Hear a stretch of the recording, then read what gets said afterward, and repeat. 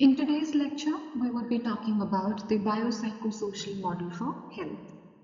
Now, when we talk about the biopsychosocial model of health, it was first conceptualized by George Henry in the year 1977, when he suggested to understand a person's medical condition is not simply because of the biological factors to consider, but also the psychological and social factors. So if you have to bifurcate the term biopsychosocial model, bio basically would imply the physiological pathology.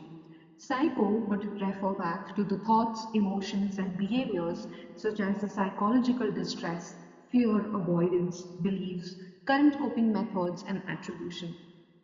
Moving on to the social component, it would imply the social, economical, socio-environmental, cultural factors such as work issues, family circumstances, benefits, and economics. Now, this is the entire model of the biopsychosocial model of health in a very simpler level. The biopsychosocial model considers the four essential P's for each of the biological, psychological, and social factors. The first point would be the predisposing factors, which could also be seen as any area of vulnerability that increases the risk for presenting the problem. It could include genetics, which could be something that runs in the family, which is predisposing the client or the person to have any sort of mental health illnesses. It could be as simple as prenatal exposure to alcohol, as an example. The next one is going to be precipitating factors, which are basically considered as any thought of stressors or events which could either be positive or negative, which may leave precipitates of the symptoms. Examples could be any sort of conflicts about the identity, about relationships, or any sort of transition that an individual might be making.